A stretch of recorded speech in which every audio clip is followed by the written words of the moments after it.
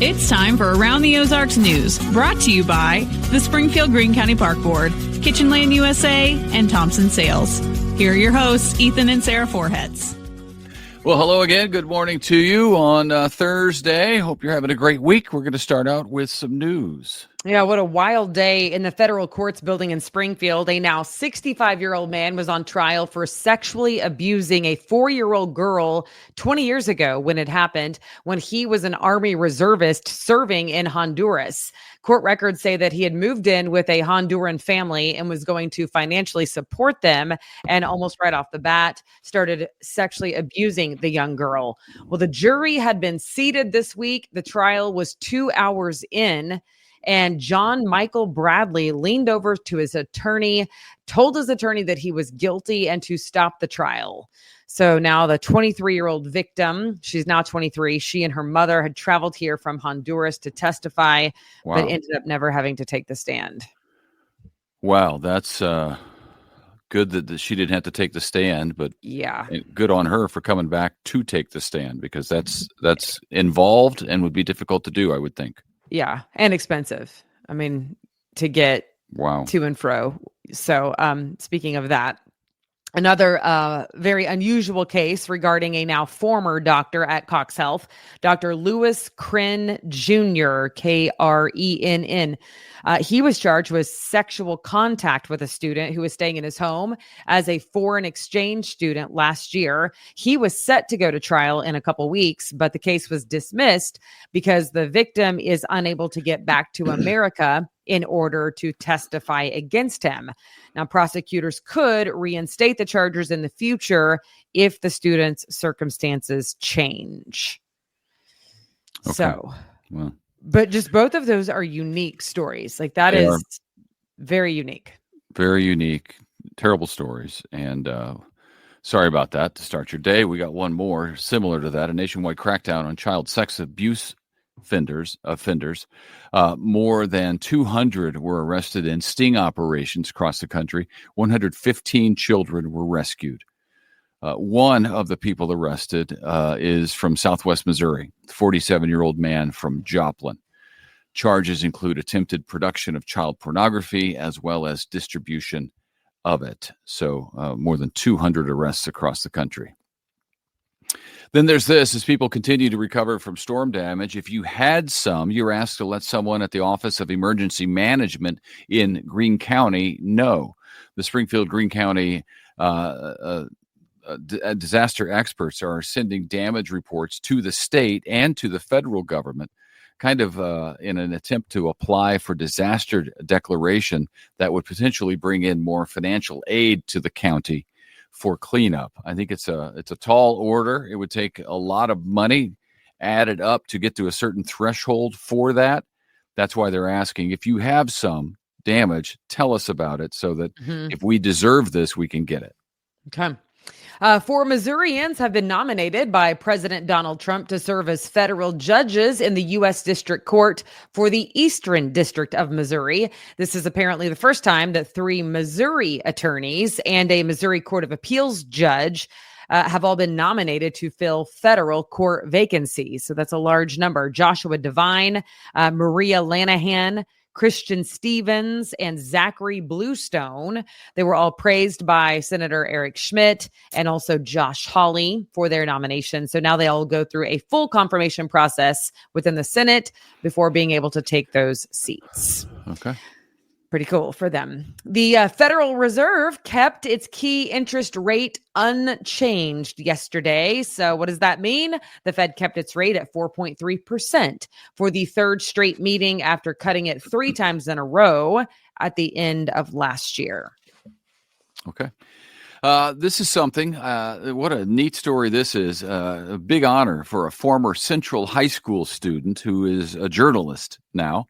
Alyssa Zhu got her start over at the News Leader in Springfield. She's since moved up in the business. Well, she and 2 of her colleagues just won a Pulitzer Prize for local reporting in Baltimore, Maryland. Isn't that amazing? Yeah, it's so cool. It is cool. That's a big deal in journalism. They did a 2-year-long investigation into the city's drug overdose crisis, which in Baltimore is a is a big deal. Apparently in Baltimore, it is like actually the worst in the nation. Yeah.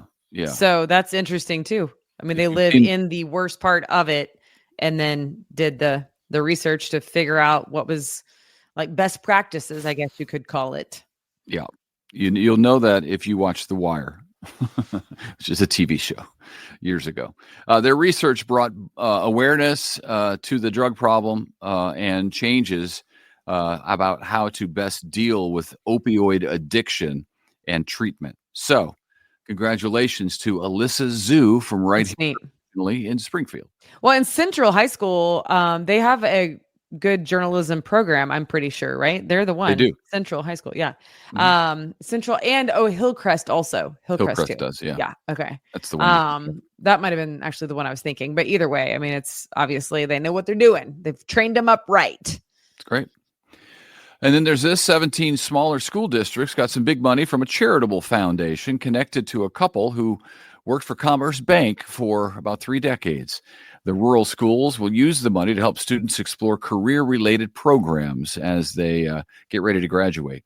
Aurora, Billings, Cole Camp, Mansfield, just a few of the recipients of the $80,000 gift that they'll split up to help rural schools all across the Ozarks. So that is very cool.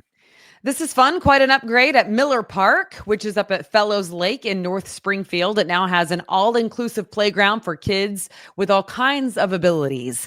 This is the 3rd playground of its kind. If you've not seen one in town, they are really neat.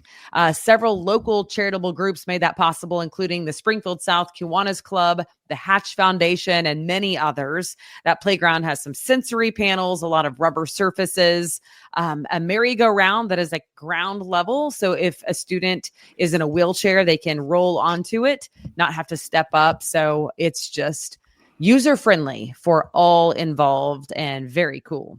Yeah, those are, we're seeing more and more of those around. That's neat. Man from Minnesota found a big diamond at Crater of Diamonds State Park in Arkansas. He was traveling with his family when they stopped there, and that's when he uncovered a 3.81 carat brown diamond in the ground. He initially thought it was a candy wrapper, so he went to pick it up, and being a good Samaritan, it paid off because that's when he realized it's not a candy wrapper at all. It's a big diamond. The 3.81 carat diamond is the 2nd largest diamond ever found there. A French visitor found a 7.46 carat diamond just last year. Mm-hmm. And I'm sure we reported on that. We did. I remember reporting on it because I remember saying what I'm about to say right now. I want to go there so badly, but I don't know why I have not yet made the time. We need to do that. We could have retired by now. We need to do that.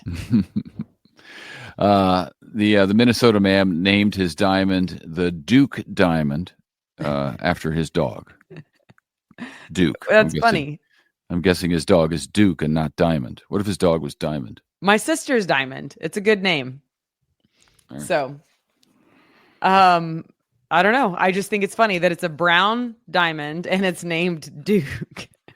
Are brown? No, that is funny. Yeah. Brown diamonds.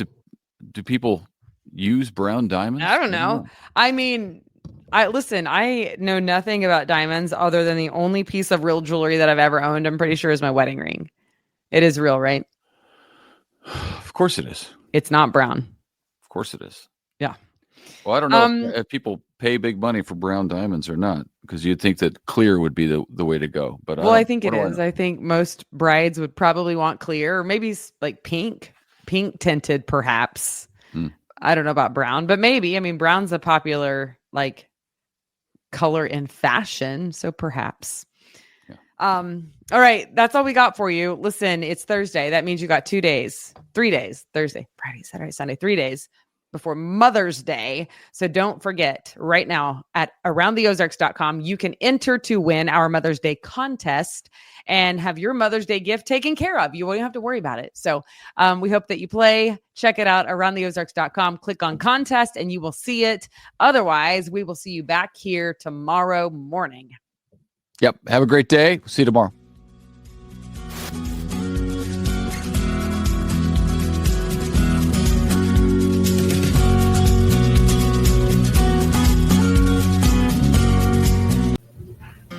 It's time for Around the Ozarks Wake Up Weather, sponsored by John's Heating and Air, Command Family Medicine, and Taylor Grubaugh Chevrolet. Here's your host, meteorologist Abby Dyer.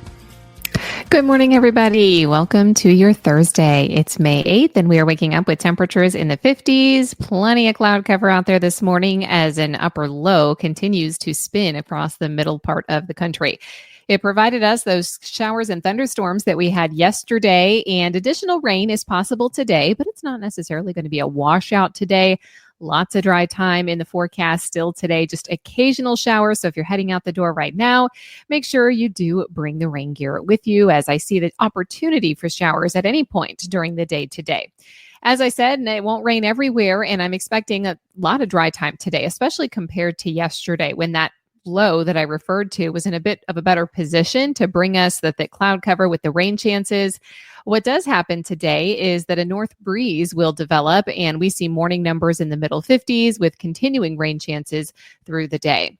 A frontal boundary is on the way, and by tomorrow, that big low pressure, it's going to sink to our south, allowing for the skies to clear a bit more after Friday morning.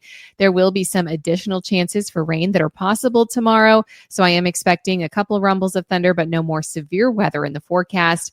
And in terms of how much rain to expect, well, this is taking into account what we got last night, what's going to fall today, and then through Friday morning. I'm thinking it's going to be somewhere around 1/2 inch to 3/4 of an inch. So not concerned with flooding rains with this forecast, but still just not nice to get outdoors. We have the low, thick cloud cover that's already in place this morning. That's going to keep temperatures down, or at least limited through much of the day today. In spots, highs will be either side of 70 degrees. I think we make it just about to 70 here in Springfield, so comfortable by this afternoon, but you might want a long sleeve shirt or a jacket if you're heading out early this morning or late this evening, as temperatures will fall back again. A preview of the weekend looks great. I have mild temperatures in the forecast, highs in the 70s, lows in the 40s. It looks dry too, and that will be a welcome change for us to have some nice weekend weather around for a change. There is a warming trend in the forecast too for the first half of the week as we head into next week's forecast, so we may see those 80-degree temperatures sneak back into the forecast. Today, I'm thinking high temps either side of 70. As I said, I think Springfield makes it right to the 70-degree point. If you get some partial sunshine, you'll probably be on the warm side of that, maybe 72, 73 degrees. If you're locked in with the cloud cover, you get more rain chances today. Your high temperature was likely going to be limited to the middle and upper 60s. By Friday, we're talking about high temperatures that climb a bit more, low 70s for most, more sunshine, and the rain chance lowers a bit. And then we get rid of the rain chances for the weekend, both Saturday and Sunday, looking dry and fantastic. So go ahead and make your outdoor plans now. Looks great. Around the country, we are talking about some active weather in the forecast too. Widespread showers and some thunderstorms in the forecast for much of the mid-Atlantic and the northeastern portion of the country. We've also got cooler, well below average temperatures that are persisting for much of the southern tier of the country. And the north central and western United States are seeing some above average temperatures. So we're going to get in on that warm up, as I said, in the early part of next week ourselves. It's time for the Around the Ozarks Wake Up Weather Brain Twister Trivia question for the day. And the question that I left you with yesterday, what is the name of the region of the sun that we see from Earth? Do you think that's the halo, surface, photosphere, or troposphere?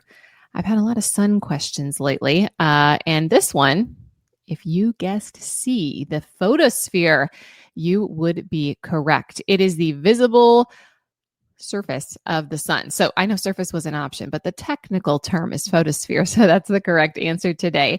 It's a very thin layer also from which we see the sun's light and heat energy.